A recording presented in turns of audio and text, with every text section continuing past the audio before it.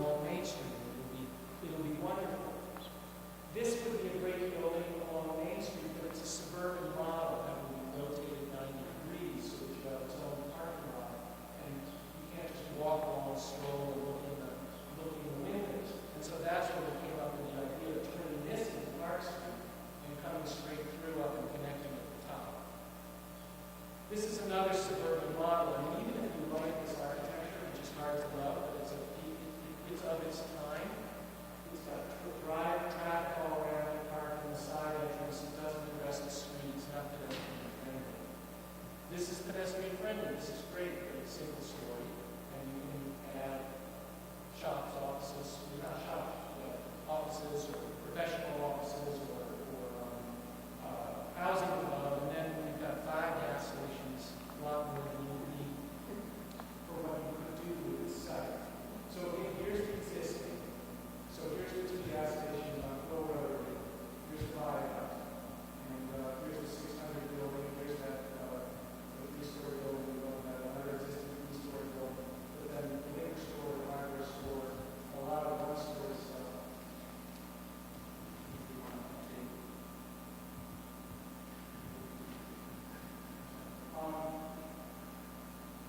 And here it is building.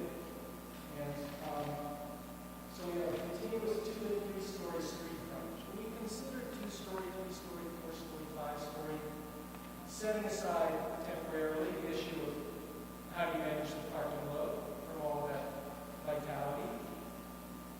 But in looking at the town, a 2-story eve line is really very much the character of the town center. And the 3-story buildings, more often than not, have 3-story wall where the top is popping through. Even if it's a whole wall, its style is a dormer or something.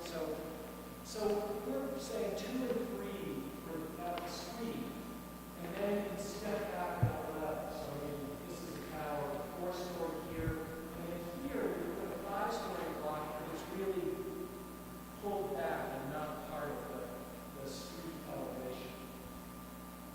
Entrances on the sidewalks. Here's the new Park Street on the existing building. We've taken the liberty of lopping off the back half of it. Again, this is a visioning exercise. This is a visioning exercise. We get to go away. You guys have to figure out what to do with our ideas. Centralize and expand parking. So along with lopping off the top of this building, we've convinced the MBTA to give us the rail spur triangle here, or give you the rail spur triangle here, which is on the way down to Stop and Shop, and expand the parking lot all the way across here. And I think this is, you can make it work. Connect it through under the viaduct, all of this parking over there. So the town center parking is really one place to put your car, and you can, buy your bagels over here and your cream cheese over there. It's one contiguous central lot. I mean, I live 4 blocks from Coolidge Corner, and a lot of people shop at Coolidge Corner because there is the Coolidge Corner lot. You figure you're going to find a parking space there. Same reason that all those restaurants in Melrose do so well. So the big lots behind. It's very powerful knowing that there's this centralized lot. And then connecting under the viaduct. And then if all of this happens, you can build that. Not today.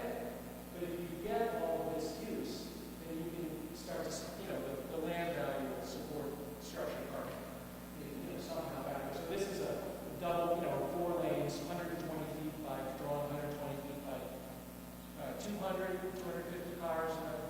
It's basically parking around, parking middle, parking through.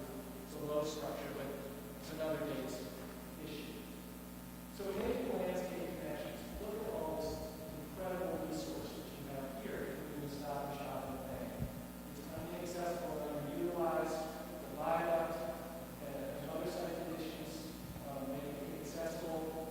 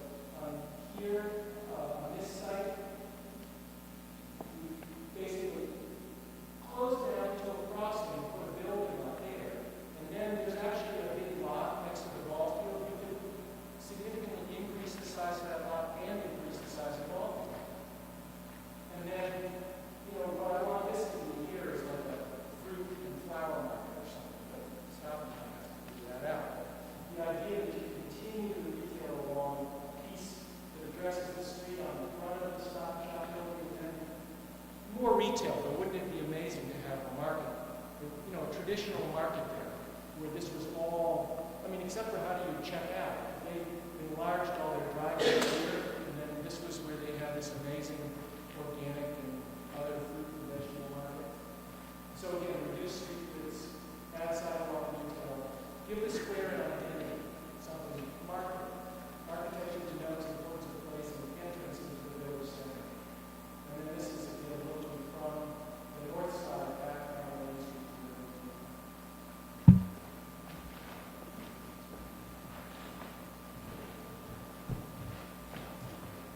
So, hello? So I've titled my part of the presentation, subtitled my part of the presentation, Beauty and the Beast. And we're actually starting with the beast part, which is a condition that is not isolated to Winchester and not isolated to Main Street, but really the condition of how do you build a vibrant streetscape in a floodplain. And looking what this drawing is showing you, and I'm glad that it's getting a little bit darker, is showing you the 100-year floodplain. The approximate elevations right now are at the street level 23 at either end and about 22 in the middle. The base flood elevation, the 100-year floodplain on one side, on the west of Main, is basically at 24, is being designated at 24. The other side, 23. So if one wants to build safely, like a foot above the 100-year floodplain, you're building up to 25 on one side and 24 on the other side. So ranging from 1 foot to 3 feet above the existing street level, which is actually a challenge when we're faced with the things that we really want our streets to be active, vibrant, and accessible for all. So what we've looked at are really a series of studies, not specific to any particular building, but looking at the elevation change typologically. So in this section, the top section, it's probably easier if I stay up here. The top section is looking at building the retail level 1 foot above the 100-year floodplain. So this would be a condition where the floodplain, the base flood elevation, and the existing grade are the same. And you can see we've stepped up about a foot. So the sidewalk actually becomes a little bit of a split level sidewalk. With a lower level down here, in every condition, a lower level, and then an upper level that's at the retail level. And spanning between those two levels are rain gardens that would help to absorb the water. And then steps, and you'll see ramps. So in this particular condition, it's a typical retail. In this condition actually is a condition that you may have noticed in some of David's perspectives, but it's an arcaded condition where the lower sidewalk is actually exposed to the rain, and the upper sidewalk is tucked into an arcade. So this blue flooding line with the car that's getting progressively more submerged is really showing the height of the 100-year flood line, which is a pretty significant thing to consider in developing the city. So we started to look at this. So I won't go into detail with them, and if we want to pull them up at the end again, we can. But really what we were looking at is how to create accessible ramping and steps within these different split level conditions, so that we are creating an accessible sidewalk. And effectively what we're doing is we're creating 3 zones. We're creating a lower zone that is at the existing roadway level, an upper zone that is at the new kind of safe retail level, which in each of these conditions is 1 foot above the 100-year floodplain. And in between, steps,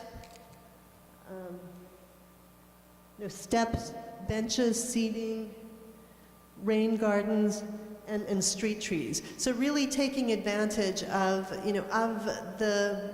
the challenges in order to populate the street and make it very, friendly, comfortable, and more of an amenity.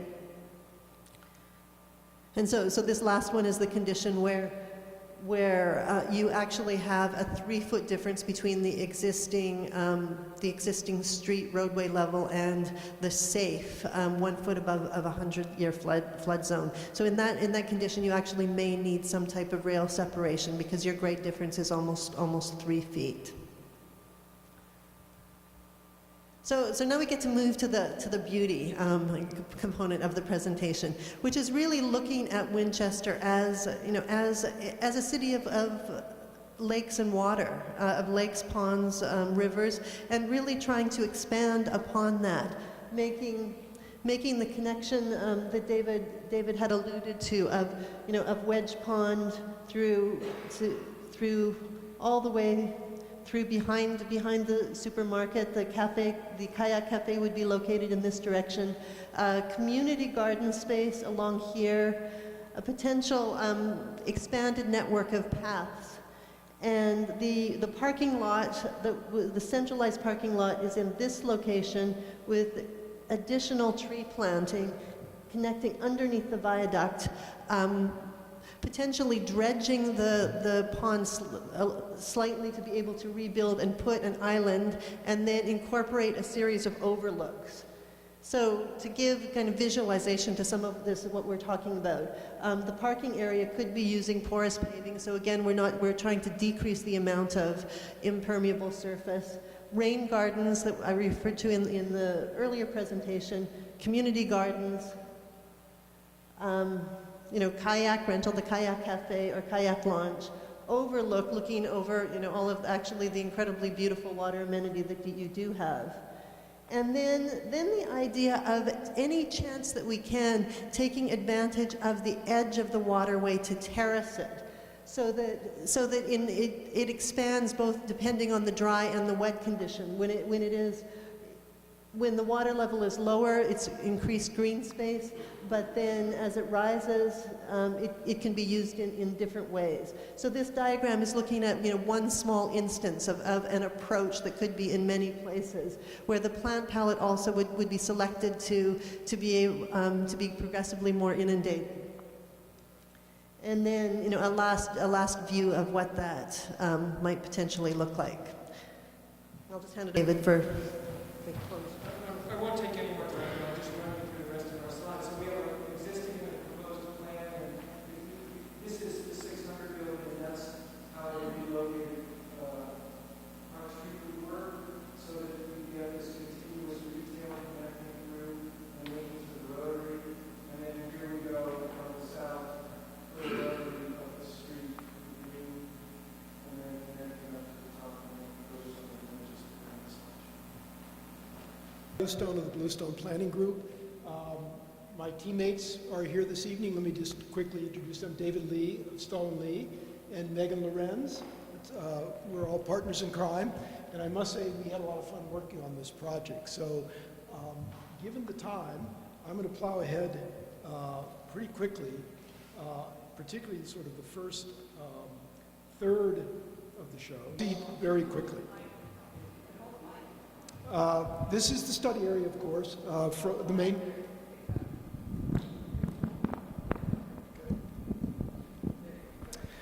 This is the study area, of course, from the Rotary all the way to Lake and Skillings.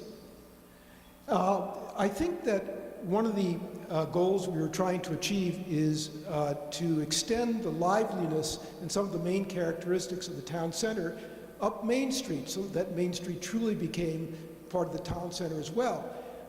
As we'll explain, we want to take the main characteristics, which is how well the shops and the streets and the courtyards and the pedestrian ways and the waterways all integrate with each other. That's what we take as a lesson, and we want to do that up on North Main, on what we call Lower Main Street as well. And of course, we looked at the history. Judkins Pond and the Aberjona Pond there, of course, that's where the Stop and Shop site is now. That's where the high school playing fields are now. So as you know better than we do, water has always been, and flooding has always been an issue here. And as we just saw a moment ago, we're going to have to deal with that. So Lower Main Street today, the short take we have on it is that it has an uncertain identity, as was said before. The lower part near the Rotary has some of the characteristics of the center, but as you go north, it becomes much more auto-oriented. All the drive-in bank, the gas stations, and we want to try to give Main Street all the way up to Lake and Skillings more of a sense of a gateway that you're actually entering into the town center. These are just panoramas going down the street from north to south. You know it's there. Basically, they're pointing out that a lot of one-story buildings, 2- and 3-story, and of course the Wedgwood Place is a 4-story condominium building. So I'll quickly fly through those because you know it well. And of course the parking lots behind the east side of Main Street, which is actually physically continuous, although under different ownership, but it's one big parking lot back there. Okay. It was pointed out before that we talk about Winchester Center, but if you look at the left, because of the rail embankment and other things, it's actually a bunch of sub-districts with the Civic District, we call it the Center Street, Center Business District East, West, and of course the Lower Main Street and Shore Road. And I think it's important to recognize them as different districts because although they all relate, they do have each of their own characteristics. So when we explored Main Street, we want to take the best of the center, but we think it's a different place as well. And on the right, of course, the Great Wall dividing the center into quadrants.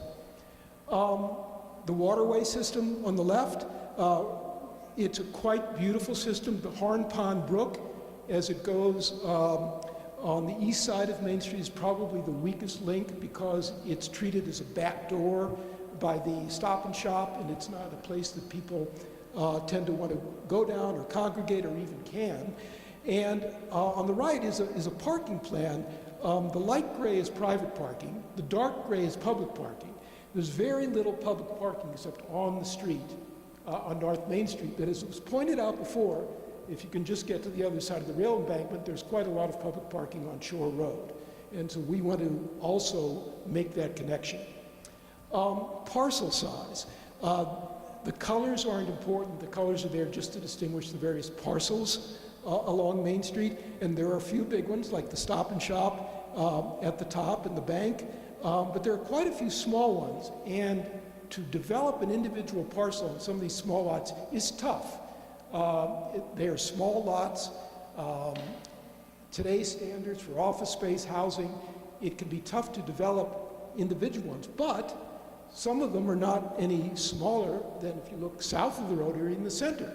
So you say, what's the problem? The problem was when the center was developed, you didn't have to provide parking. And that's how the center got developed. We do here. So we're going to have to address issues of perhaps shared parking, which is the direction we're going to go in, and maybe even land assembly of parcels to make things work. Zoning, very quickly, we'll get to this at the end, but obviously the majority of Main Street at its southern end is the same zoning district as Town Center. And GBD1, where the Stop and Shop is, has densities and heights and parking requirements. Densities and heights less than the Town Center zoning, but parking requirements higher.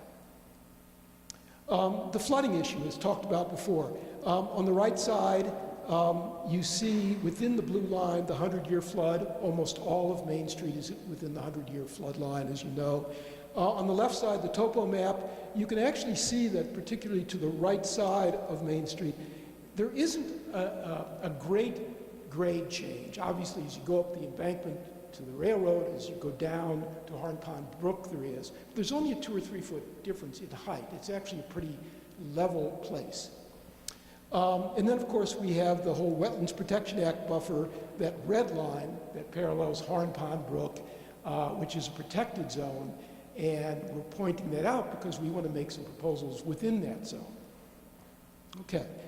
Study goals, I won't go through it. We obviously want to make Main Street a much more lively place than it is now. We want to make it a pedestrian-oriented place. We even think it's a place that could become an evening destination, and we do want to make it a destination place. All the other things diminish the number of driveways, hide the parking, were all in our mandate when the town issued the RFP. Anyway, these are goals which all of our teams share, so I will go to the next one. Study assumptions, again, we were given the privilege of not necessarily paying attention to the zoning, to the property lines, so we're taking advantage of that for our vision of Main Street. All right, we actually came up with 2 plans, Concept Plan 1, Concept Plan 2. The first one, robust development, is showing a very lively, energetic place that pushes how much development may happen on Main Street. And we're trying to explore that. And we don't know if we've exceeded the envelope or not, but we're testing it. And so we call this one robust development. We flipped the direction of Main Street here, where obviously the Rotary's on the right and Skillings and Lake are on the left. And you will see there a series of new mixed-use buildings. That means retail or restaurant on the ground floor, housing or office above, and a shared parking deck where the Woburn Loop spur is now to accommodate the parking that will be needed to go to greater densities. And if you can see there, there's in the paving pattern, for this plan, we're assuming that these 3 buildings are going to stay and everything else eventually can get redeveloped. So that was our assumption. And here's the same plan you saw a moment ago. And the key things we're trying to do, obviously create more attractive gateways at either end of Main Street. You see the shared parking facility, which we're calling the Waterfield Shared Parking Facility. If you see, oops, sorry, wrong button. If you see this blue line, that is our main pedestrian passage from Main Street under the rail embankment leading to the Griffin Museum. And it passes right by the entry, the pedestrian elevator stair tower to the garage. So this will become, in this plan, a main pedestrian spine. We have other secondary, we have other secondary pedestrian spines, and what we've created is a new street here, which we call, for lack of a better term, New Street.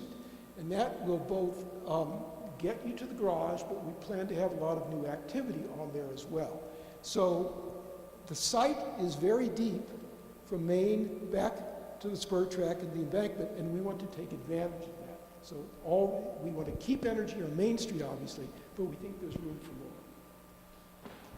And then,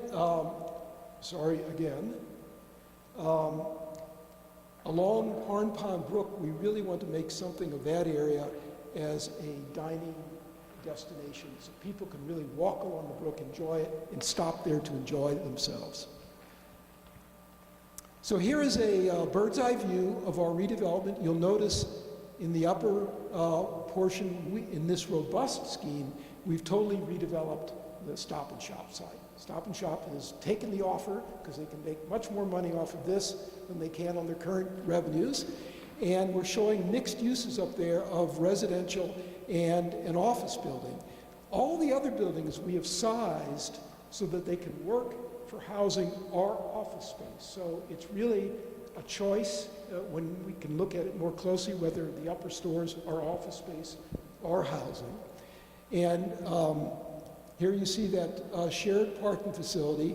And I didn't point this out before, but it's a main thing we hope will come, which is a theater, a community theater for movies and live performances, which is right along this main pedestrian spine leading from Main Street to the garage to the Griffin Museum.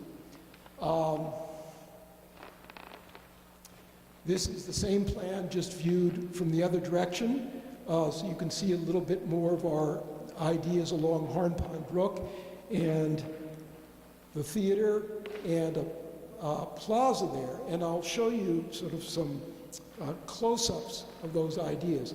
By the way, this was just a suggested breakdown of uses that might happen here, with red meaning retail, dining, theater, always on the ground floor, and blue being office space, and yellow being residential space. That mix can, of course, change depending on what the market actually is. Now, what we wanted to do was explore how high could we go here. So we're pushing an envelope.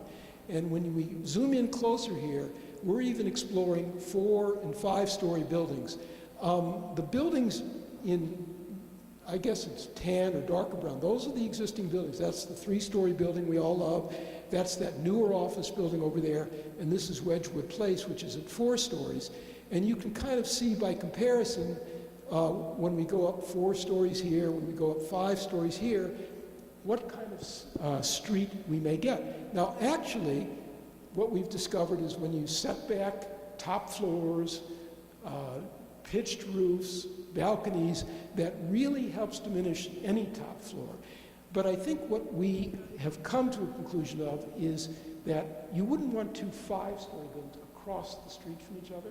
But if there were a 2-story building on one side, could you go 4 or 5 stories on the other side? Possibly. This is even exploring higher on the Stop and Shop side at the corner, which would be the gateway coming in from the north, because it is surrounded by play fields, open space, and there's even a possibility there, we're showing here, going up to 6 floors. Of course, it would then scale down in size to either side, but this would be quite a gateway. The shared parking strategy I talked about, the way we've designed these buildings is to allow the possibility for underground parking. The dimension to do it is there, but it's very expensive for the flooding reasons we talked about, for the high water table. So we're putting our bets on shared parking facility. And right now in the zoning ordinance, you can do that. If your locale is within 300 feet of a parking lot or spaces that you have control over, you can use those spaces. So that's our premise. From the stairs leading to the parking deck with a 300-foot radius, all of those properties could be sharing that parking deck. And as I think was said before, in the early years of redevelopment, it would probably be just a parking lot. But as more development happened, it would grow to a deck. So here's the Waterfield parking facility. Through design, it could become very attractive. We're showing it in the upper left there, sorry, with a green screen on it, but it can be designed in many different ways. This is the Abergena walkway that we talked about, the main pedestrian path leading from Main Street past the theater lobby to the stair tower to the deck, and then under the rail embankment to the Griffin Museum. And we think that would be a very well-used, obviously many people will arrive by car, would park in the deck, and they'd be in the midst of all this activity. The Abergena Magic Lantern Theater. We think it could be the anchor for an evening destination. Sorry again. Right here, adjacent to a patio, which I'll focus in on also. And this is the patio courtyard adjacent to the theater here, which could become an internal off-street dining retail space, all off sort of this intricate pedestrian network that, by the way, is right next to the garage. So people would arrive and they'd be right there. The river stroll. This is, of course, is Horn Pond Brook on the upper right. And what we're proposing is development around it with restaurants and retail on both sides. Now remember, we've redeveloped the Stop and Shop side. And you would have plaza out there, which people could be dining outdoors. We're suggesting a pedestrian bridge here so people can do a loop and come from the garage, elevator here, come across and use this entire area. So we think that could really bring people down to the Horn Pond Brook after it got cleaned up a bit. Elliott Square Gateway, you saw this before, some housing examples here of what it might look like. And then the Quill Rotary. We wanted a landmark at the Quill Rotary so that when you're coming from the center, looking under the rail embankment, you would see a major architectural landmark feature. All right. And then a view down the corridor from Lake Skilling's down to the rotary on top. All right. Now this is just an alternative. We did an alternative development for the Stop and Shop site, which emphasized more of a housing community that took better advantage of housing having direct views onto the water, to the pond, and being quite we think could be quite a nice housing community. The building at the corner again could be an office building. All right. Second plan. The second plan we have is a more modest development. We didn't go as high. We kept more of the existing buildings because some of those buildings are likely to remain there for a long period of time. So these 6 buildings in this plan we think will be there for a while. So our plan keeps those and then we redevelop around it. So again, the key features here of this plan, it shares in common with the first plan, the shared parking facility. It shares in common, I keep doing that, the dining patio. It shares a new street coming in to service this more deep site. It continues to have this main walkway and the river stroll. But in this case, at the Stop and Shop site, we are keeping the Stop and Shop, but extending it so it forms a retail edge along Main Street and suggesting a small new building there to anchor the Lake Skilling's main corner as you come in and enter Main Street from the north. So here's a view of this more modest development. The browner buildings are the existing buildings, the grayer ones are the new ones, and we've only gone up to 4 stories here. It's a little less ambitious than the other plan. And up at this corner, you'll see this new pharmacy. By the way, that is a direct takeoff of what happened in Cambridge and Porter Square, where the Shaw's Market there built a freestanding CVS at the corner to hold and anchor the street edge in Porter Square. A view again looking from the rotary in the lower left up to Skilling's and Lake on the right. Again, a suggested mix of uses for the upper floors here. The same shared parking strategy.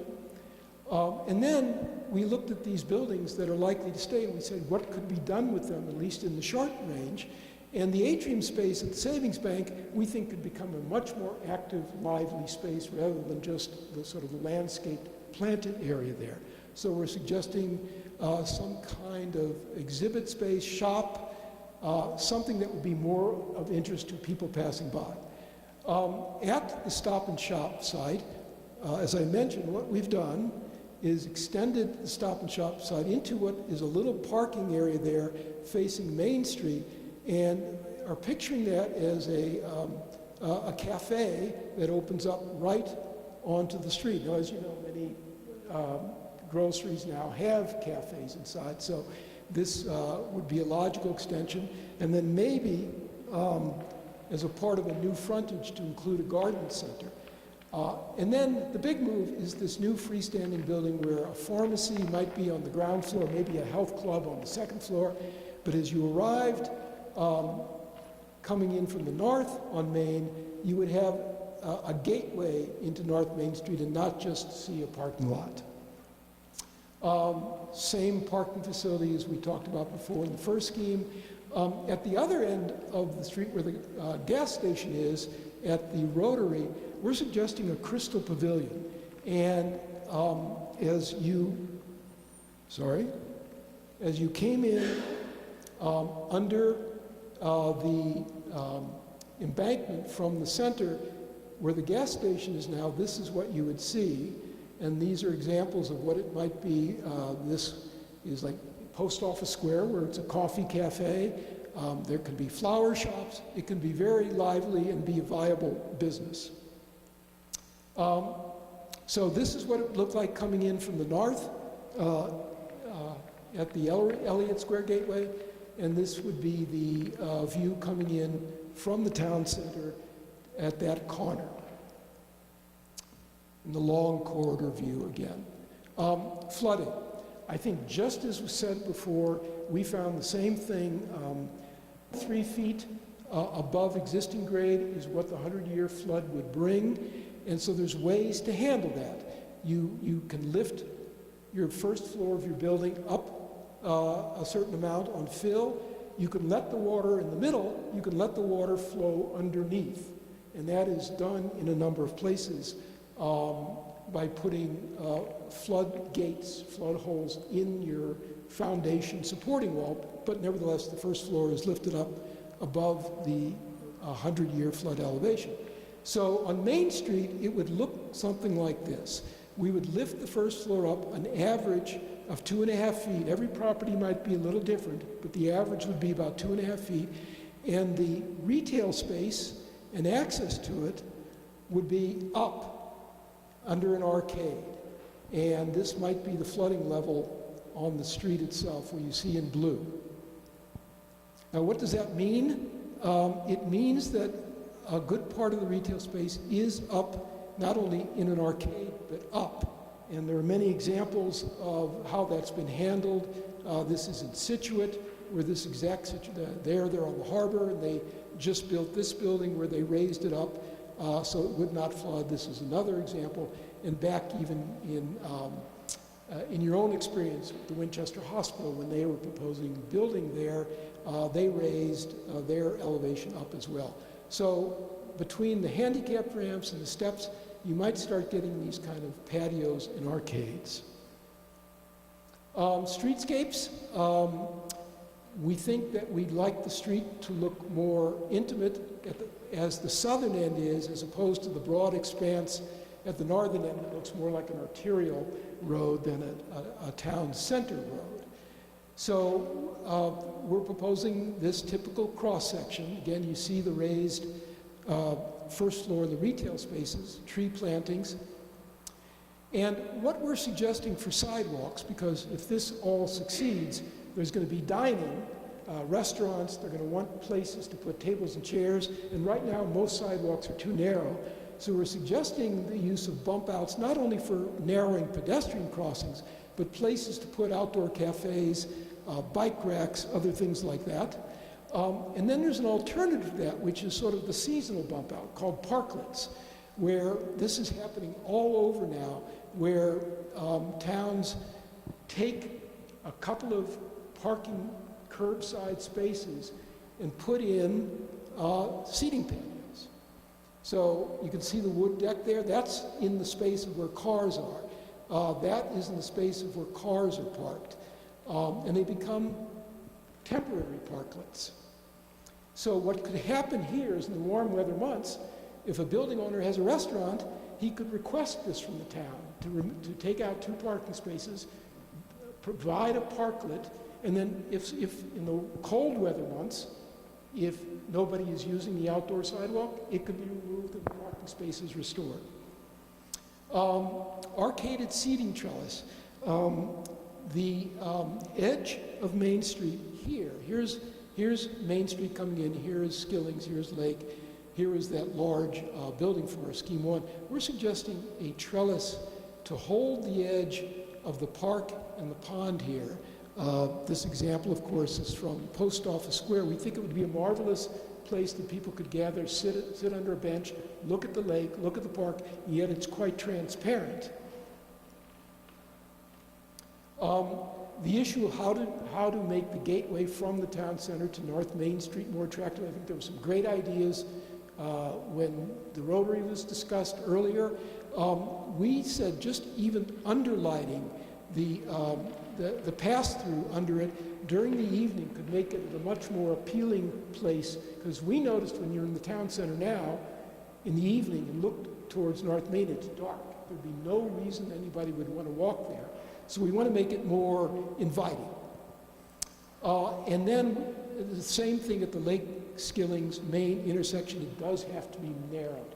It is a mile of asphalt, and we think that it should be narrowed so that particularly Main Street here becomes of a width that reads as a town center street and not a roadway arterial. We can spend time here, but acquiring the Woburn Loop is something that may be central to what we're talking about. There's a lot of other improvements. I won't go in detail now. Then we tried to translate our visions into guidelines and even zoning.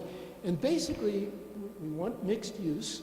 For heights, we think that 3 stories or 45 feet, which is what your current zoning calls for, should be allowed as of right, which it now is, and as now is, if you want to go to 4 or 5 stories, you would need a special permit and design review.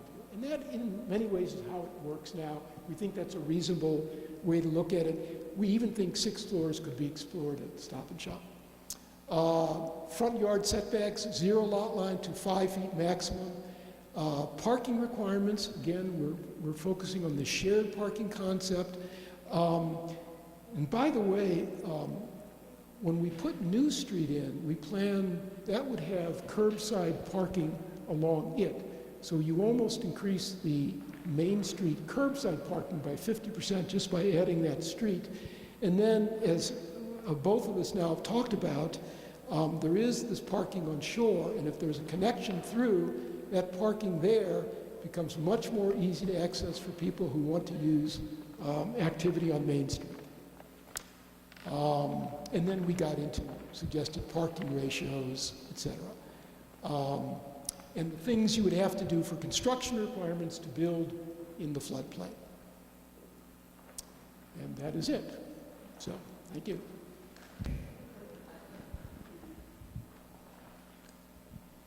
My name is Dennis Carlone, and my partner on the project is Peter Nobili. Our draftsman was Michael Caranci, so 3 Italians got together. Thank you. So as I said, we looked at, started off as 5 factors. One is to integrate the floodplain requirements. Water storage and flow, permeable materials, you've heard that, construction elevation of the building. But also to suggest that a lot of this is Commonwealth issues. The bridge on Main Street looks like a state bridge. I could be wrong. The MBTA is a state issue. The spur that we were talking about, moving that out, the opening under where the brook now goes through to continue the river. Those are all state issues. So we will mitigate, just like everybody else. Whenever you look at a site, you say, well, what are the problem areas? What can you improve? And there were 2 areas that seemed pretty straightforward that needed some help, and that's the north portion of Elmwood Avenue. Cars park on the street, on the sidewalk. There's remains of a building that came down. There are other parking lots there. There's storage area there. It's not a very attractive street, the northern portion, not the southern portion. And the railroad spur that we talked about. Obviously, just as the other 2 teams, you want to organize the parking. It's an amenity, but you don't want it to dominate. And one thing about that is the uses. Residential uses need parking per square foot much less than office uses. So we believe that the focus should be more on new space on residential. It's approximately a third to a fourth of the demand. So if you have limited amount of parking, you can have much more square footage if it's residential than office. Or another way to look at it, it's the same thing with retail. Residential square footage, the same square footage, something like 5 to 6 times more retail value than office square footage. So if you want a vibrant ground floor, active retail, restaurants, residential hotel maybe, residential is the way to go. And of course the shield pedestrians. Everybody says that they want an active streetscape and parking lots, which is much of the site now, Nobody comes to a downtown for parking lots. Yes, they'll park the car there, but they'll quickly get back in the car and drive away. To get people to stay, there has to be an integrated pedestrian area. Next page.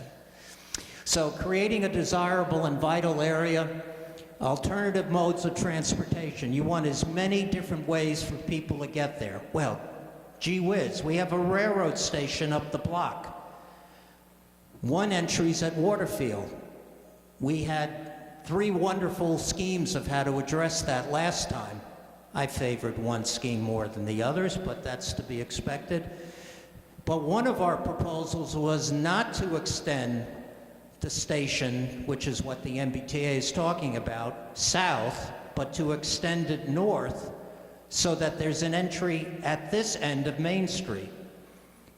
And you get rid of the entry points on the town green, which to me is undesirable. And by doing that, you have a much more viable retail frontage. The Greek restaurant, sales will double. No, people coming on and off right there, all of a sudden that part of Main Street is part of downtown. Very important. Mixed-use buildings, we've talked about retail viability, continuous retail and retail viability, support uses, I mentioned the housing, meaning what's above, what's around it. Larry's proposal for a theater would be wonderful because it extends the retail need, a sense of walkability, a desire to walk, the interests. Continuous frontage has a lot to do with that, but even the spatial setup is important. Crosswalks. Retail areas, vibrant retail areas need crosswalks approximately every 200 feet on center. Another way to look at it is a typical street, 200-foot frontage if it's a thin series of blocks, and creating a sense of place. All the schemes you saw today indeed do that. And promoting economic viability. Clearly, anything that's desirable to live, work, play, that has economic viability. But also, when you design buildings, you want fairly simple shapes that are relatively easy to build. And we've tried to incorporate all that. Thanks, Pete. So this is an old picture. We went to the Winchester Archives some time ago, great collection. This is a view of 1946. This is before the railroad viaduct came in. We showed this when we did the Waterfield block. And if you look all the way to the right where the yellow square is, of course, that's our site. And that's in 1946. Oh, that's right, I have a pointer. There it is. And at one end, where Elliott Park is, there was industry there. As you probably know, my guess is it was built looking at the buildings around 1870s or so, 1890s. I could be wrong. Interestingly, there is not a water connection through. The water comes through here and turns there. Oh, yes, go next. So you can see the water does that. It doesn't go under the tracks and through. That only happened with the viaduct. There was also industry at the residential block building. It almost looks like a DPW kind of situation.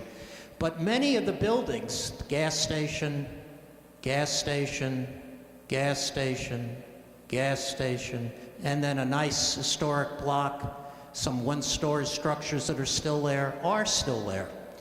That's pretty amazing, 70 years. That tells you something about the commercial pressure on this block of this length of street. Next, please. Well, you know these landmarks. I don't have to tell you. There's Vine Street, the private houses, numerous one-story buildings, potential station entry that I mentioned earlier, the Great Wall, service spur coming into Stop and Shop. Next, please. So this is just the existing map of what we just showed you in photograph. Nothing that you haven't seen before. Town Green, the Rotary, Elliott Square. Next. This is called a hard and soft, and all three of us did this. We just are showing you the drawing of it. Anything red is something that is a building that we believe in 20 years will be, at least 20 years will be there. Historic, substantial building, relatively new construction that's more than one story. a building that we know is going to get renovated soon. But if you look closely, if you start at the circle, there are 5 buildings. One-story buildings, parking lots, dilapidated buildings, they're considered soft, meaning that if there is development pressure, and we all believe there will be, if the right steps are taken, that's where it's going to occur, in those gray zones. Now, when you have a lot of parking lots, you have a lot of soft parcels. Change could happen easily. Next, please. Well, this is another way to show the 100-year flood zone. The purple is the flood zone. Not a pretty picture. And when, I believe it was Larry's picture, who showed where the ponds were, there was a pond here, there was a pond there, and the wetlands that were filled in for housing probably after World War II, that tremendously detracted from the water capability, carrying capability of the land. So clearly, anywhere where we can increase permeability, especially in the larger site, but even on the lower or the west side of Main Street, north is due left, is important. Next. So this is the scheme we came up with. We're going to go into a little detail, but I promise you I won't read every word on the drawing, but it's based on those 5 elements that we talked about, those 5 factors. Next, please. So this is the Rotary, Quill Rotary, and you recognize the buildings, the gas station 1 and 2, actually 3's right there, the one-story structure with the Greek restaurant, fitness center, the office structure, non-retail, and another one-story building which is the liquor store. They're having a fine sale on red wine tonight if you're interested. And then a site in the back on Elmwood Avenue that's in disrepair. There's the fine traditional building at 612 Main Street, but this is the back, not in very good shape. But what's interesting to me about this is this parking lot, which is where B is on the map, is landfilled. That used to be a slope site, and it could accept water. Now, in the old days, 2 years ago, in the old days, you get out of the water by landfilling, and presto, we have a parking lot. But you can imagine what that does to 612 at the ground floor during when it floods. So those are the 5 issues that we talked about in the beginning. I won't repeat them all. Next, please. Other things on this section, same section, is the weak link to the railroad station. Here's the entry to the railroad station. This is, as David said earlier, this is like an eternity to try to get around from the railroad station to the retail, or it feels that way. You want a much closer connection. And the disconnect that both teams said earlier between Main Street on this side, Main Street on this side. But there's also a sea of asphalt.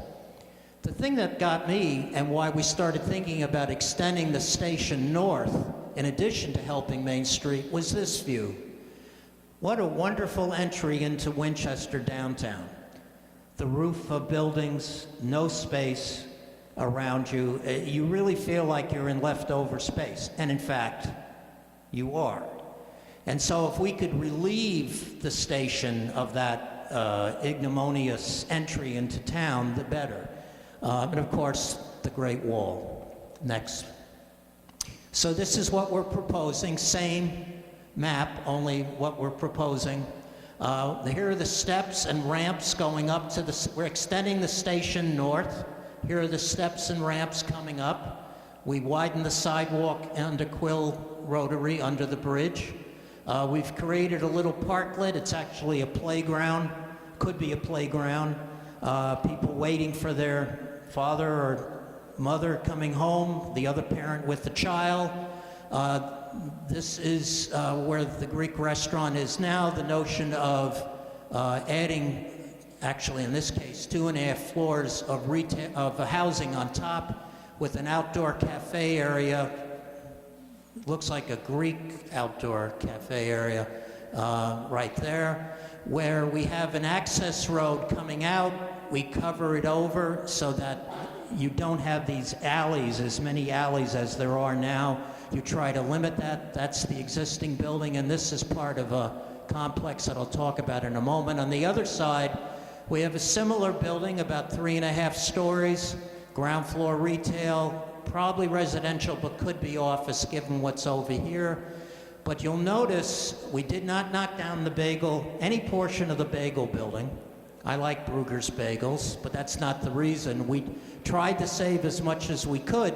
However, we feel strongly that both sides have to have more permeable material, more material that absorbs water and lets it flow down. So we took down the 1-story building here. We took out part of the parking and a little building site here. This is connected under the road. Similar thing behind 612 where that parking lot is. That is leveled coming up to the 2nd floor of this building. But what we've done is we've taken that parking, the parking that was over here, the parking that was on the street, which you'll see in a moment, and put it in a parking lot that's structured. Same number of spaces, but we did it so we could free up land for water retention. It actually can be quite beautiful, partial wetland as well. We've taken the parking lot that was here for this building, this parking underneath, and relocated that portion over there as well. Took the house, which is actually a fine house, needs some work, and relocated it here to fill in the parking lot and make Vine Street whole again. Isn't it wonderful being an urban designer? Next, please.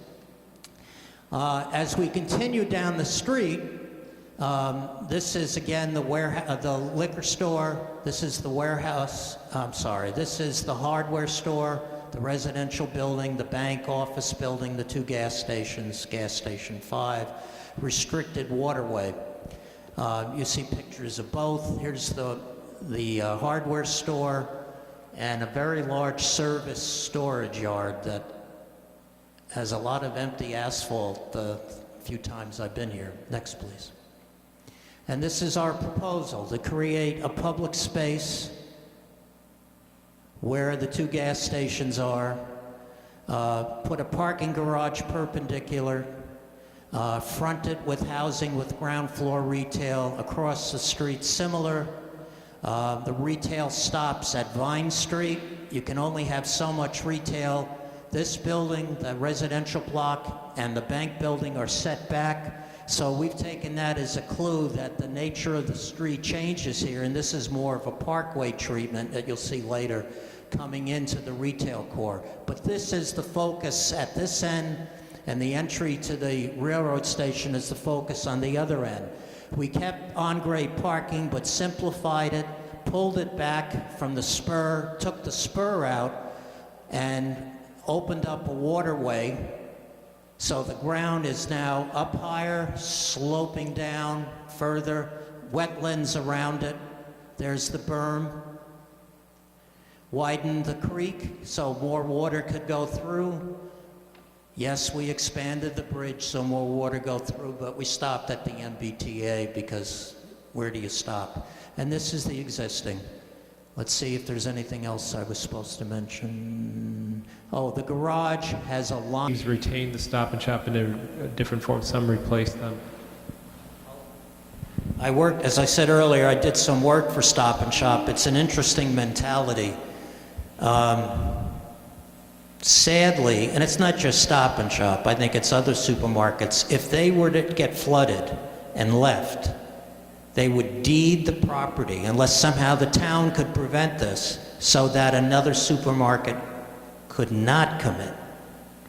They did this on one of my projects in Chelsea and wrecked that poor neighborhood in some ways by doing that. They bought a bigger site up the road in Revere and built a super Stop and Shop. So they will look for a larger site, probably on the outskirts of town, which you couldn't, well, maybe you could walk to, but you definitely would have to drive to it. But I'm assuming the other teams would assume that it would be a smaller supermarket that would come in. That is usually what happens, one of the more expensive but smaller ones.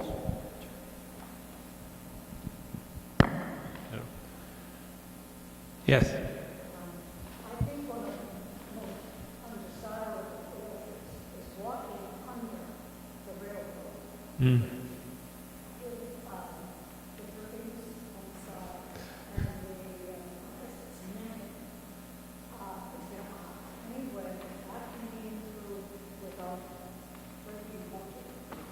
Doing something with that area, which is most unsightly and Say no more.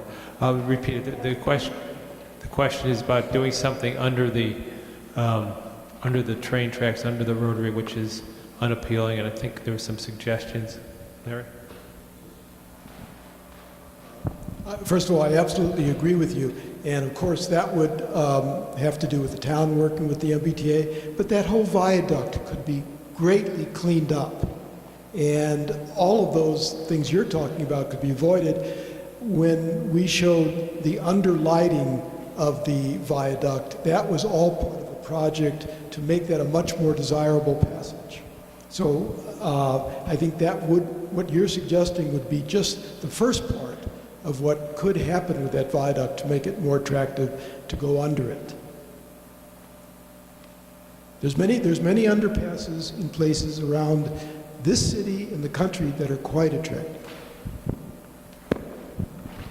Things like lighting that Larry showed, and there are, if you go on the web, you can see a lot of really interesting projects that have been done for the underside of viaduct spaces with relatively low budgets.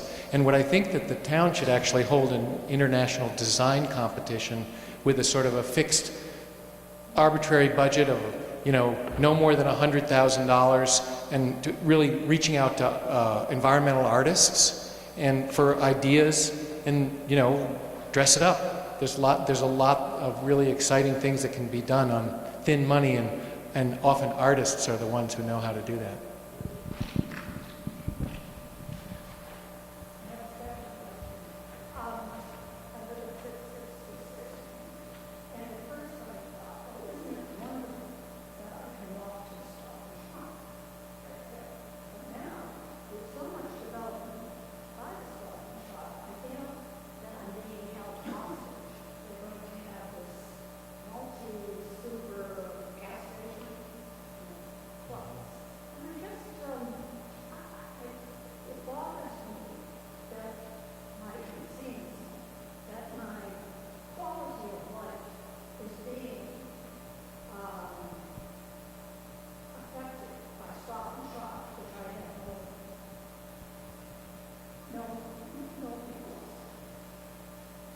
I think I'll note that as a comment that the development and the Stop and Shop activity is affecting the desirability to live at 666, for example.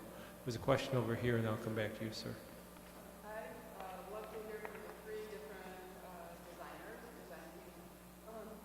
We had looked at form-based code, and I think we were pretty enthusiastic about it for a while. I'm on the planning board, I should. And then as I think the time has gotten to the point where Nancy Anderson here, so they're wanting us to get this fall town meeting with some proposal. But seeing your visions, I'm wondering how you would see them fitting in with planning and zoning versus form-based code. Each of you just respond. Like,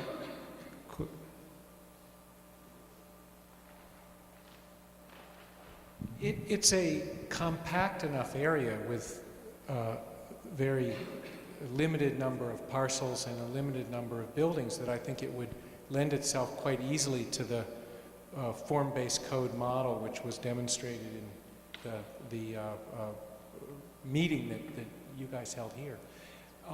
And you can look at each parcel and each building and assign an ideal sort of use and size and setback, all of this taking into account. I mean, and I think that one of the most easily accessed values that's delivered by the sum of the three studies is on the combination of the work that was done looking at how to deal with the floodplain issue and how to build and what zero lot line development might mean in the context of needing the extra depth for ramps and stairs and rain gardens along the street, but also with all of the three-dimensional SketchUp visioning work, I think that you now can really have a community conversation about how tall the buildings ought to be and at what height the setbacks ought to be. Because we've seen, you know, a lot of different versions of 3, 4, 5-story and different ways of addressing that height in relation to the street. Any of the other teams want to buy in? The only way to get what you want, unless you're going to do a very detailed, onerous redevelopment authority plan, which you're not, is form-based code. That's how I feel about it. And I am a registered new urbanist, so obviously I feel that way. But the success any of us have had in implementing an urban design plan is with a very strong image, and I said this last 8 months ago, and having a very strong professional design review package. Somebody that isn't in the town, could be one of us, somebody who isn't in the town who will fight and doesn't mind being called a pimple on something of progress.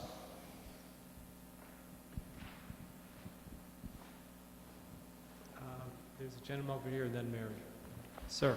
Yeah, I just wanted to follow up on her question, because I live at 666 as well, and in the three presentations were good, and you can see a lot of people put some time and money into it. But what's happening in this town, it's like she mentioned about the Stop and Shop Superstation and the CVS Superstore.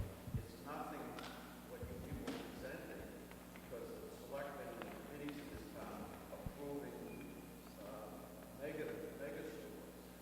How are you going to present that? You've got to present that to the selectmen to get stuff through. Well, I think the point is that, I'd like to make a comment. That gets back to the form-based code. You can specify the size of stores. You might allow one large store. Maybe that's it.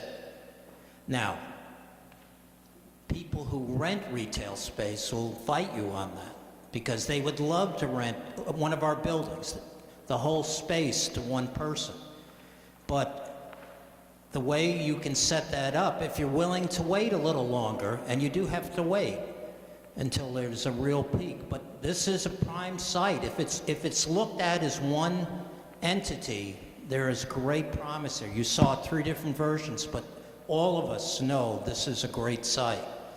So you specify it. You specify how often there has to be an entry, that if it's a CVS, it has to go in a deep space and can only have so much frontage.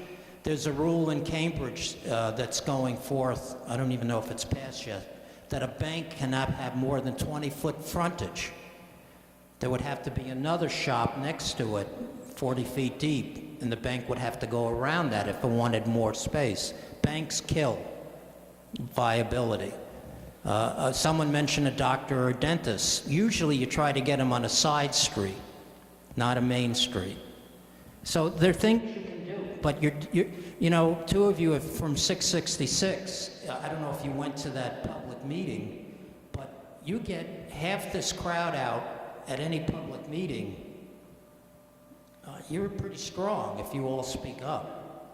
Yeah, well, like yourself, we wonder how the conservation committee ever approved it, because they're having problems right now with water coming into that they're pumping all night long, 24/7. It's crazy. It's a disgrace.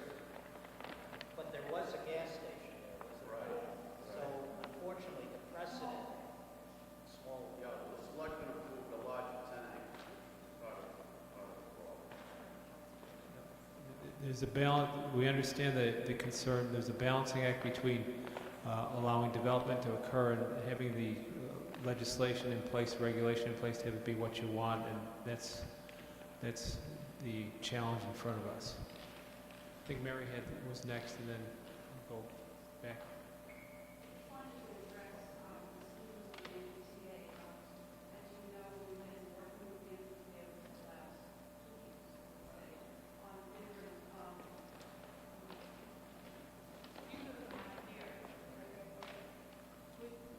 I'm recently on the planning board, and we have been working for 2 years, I would say, plus, with the MBTA on different schemes and trying to locate the station.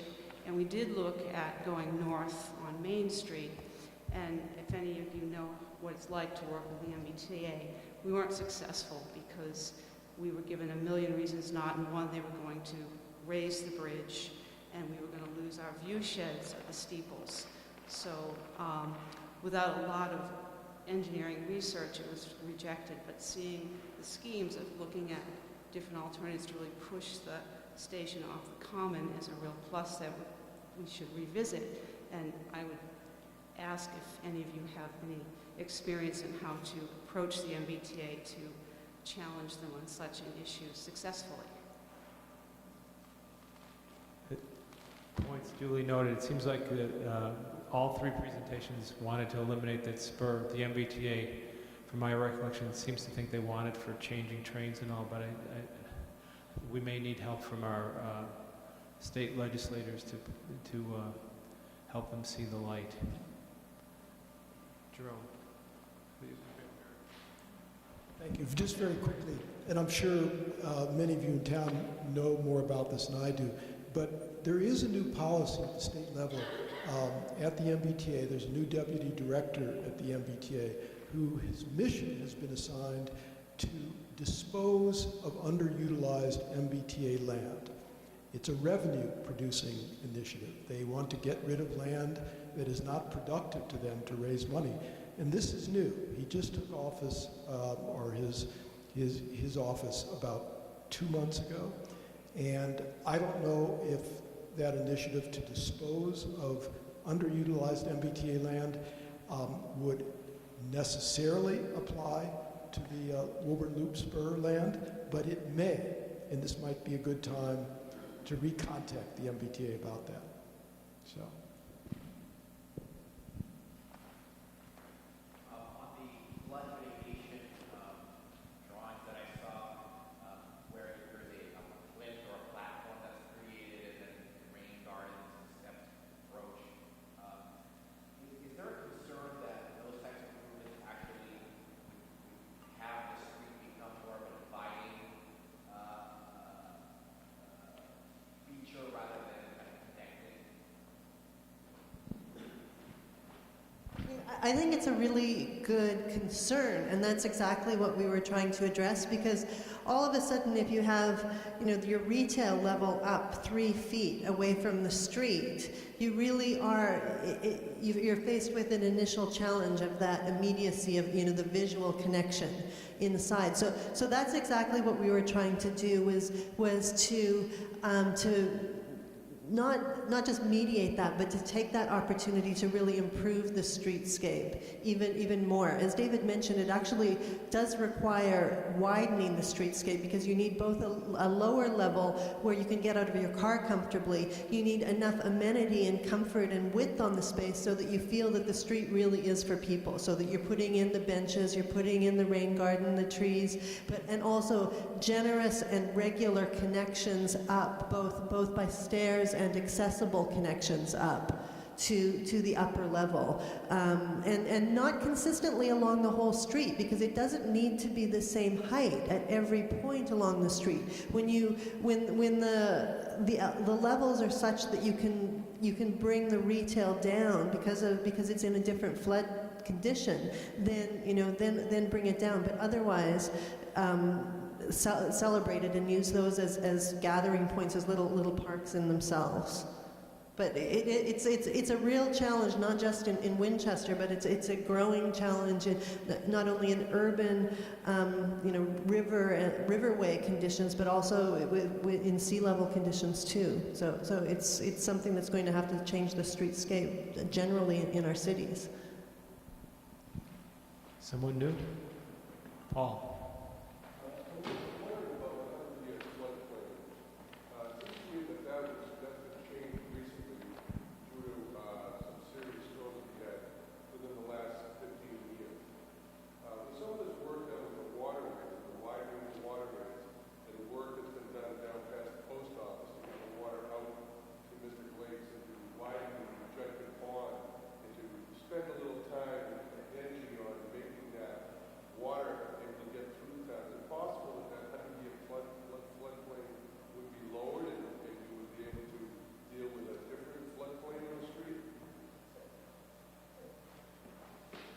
talk about this really briefly. We actually met with VHB, who is doing all of the water works in the area in order to mitigate and ameliorate the flood conditions in Winchester. And it is possible, and it is precedented in other locations that you can redraw the floodlines because of the works that are being done.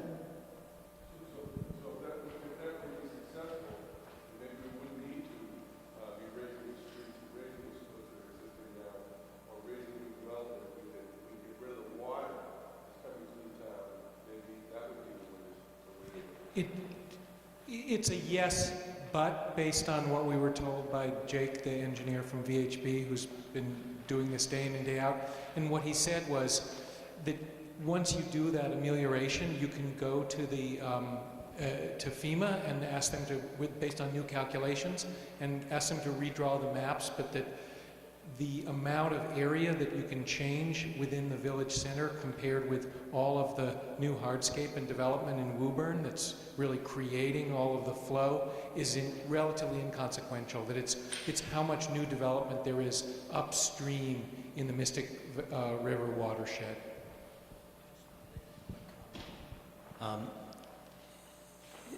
If all the glaciers were to melt, sea level would rise a football field in height, 300 feet.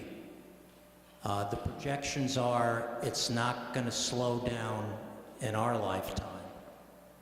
So whatever we gain, I think we're going to have to also, honestly, raise the street eventually, even to get water under the bridge. The bridge needs to be higher. So I think it's a combination. Yeah, I just wanted to chime in. Roger Berman, I'm on the planning board now, but was on the Board of Selectmen. And the flooding mitigation program is not just in Winchester. And so some of the challenges for Winchester occur outside of Winchester. There is a bridge in Medford Square, which used to be a dam. That's an obstruction. The Amelia Earhart Dam, which is behind the Costco down in Everett, was built with 3 pump chambers. When it was built, only 2 pumps were put in, and one of the 2 pumps that was put in has died. And therefore, the Charles River doesn't flood anymore, Stowe Drive, because of the pumping station that moves millions of gallons into Boston Harbor, but the Amelia Earhart Dam can't keep up with it. We also have resistance in the legislative representation from Arlington and Medford, because if Winchester successfully moves more water down, they're concerned of what happens in Alewife and the wetlands there. So any notion that the revised floodplain would be reduced anytime soon is not something I think we want to delay our discussions on as it relates to development in Winchester. On that cheery note, but I do think that the watershed-wide attention is there. Some people notice the EPA has announced designated Mystic River watershed as one of 11 new urban watersheds that are part of the federal urban watershed partnership initiative. We don't know exactly the implications yet, but there may be some attention and some necessary money to make some improvements. Other thoughts? Someone new? Someone's already spoken? Peggy.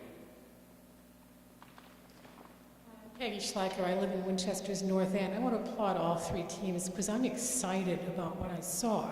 I think you all got the idea that there needs to be the opportunity to engage me, to want to come to the town center.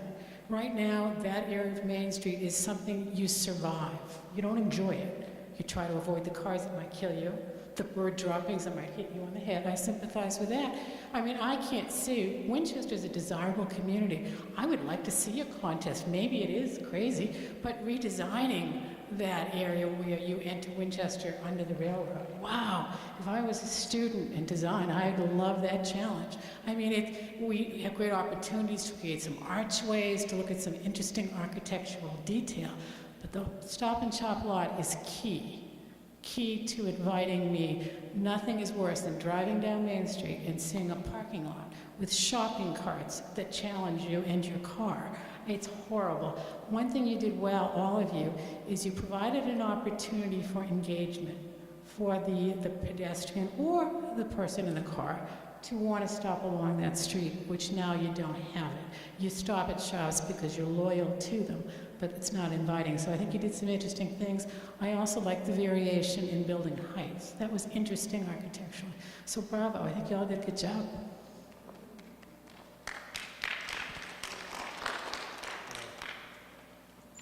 I think people have commented out, probably people want to get home and watch the last part of the hockey game, some people. If you have any more comments or questions, town planner is around 5 days a week. You can give a call, email us. I think there's a lot of interesting ideas coming out of this. It's really so helpful to have a vision. I think we have something to go back to the MBTA with, saying here's the vision for the whole area rather than just the station, and just a little bit of history just so that you take this away. It took, I think, 20 years of, 100 years ago, there was a question about what to do about the train station, maybe not 100 years, 80 years ago. It took a lot of dialogue, decades, and the town couldn't get its vision together as to what it wanted, so the Boston and Lowell just elevated it this way. They've left us with what's really damaged. We have an east and west side of the town center. And I'm getting more, personally, I'm getting more and more motivated that it's really, we just really need to demand the MBTA to fix this. And so the money's going to come from somewhere. Contact your state legislators, say we need this. All right, thank you very much. This was great.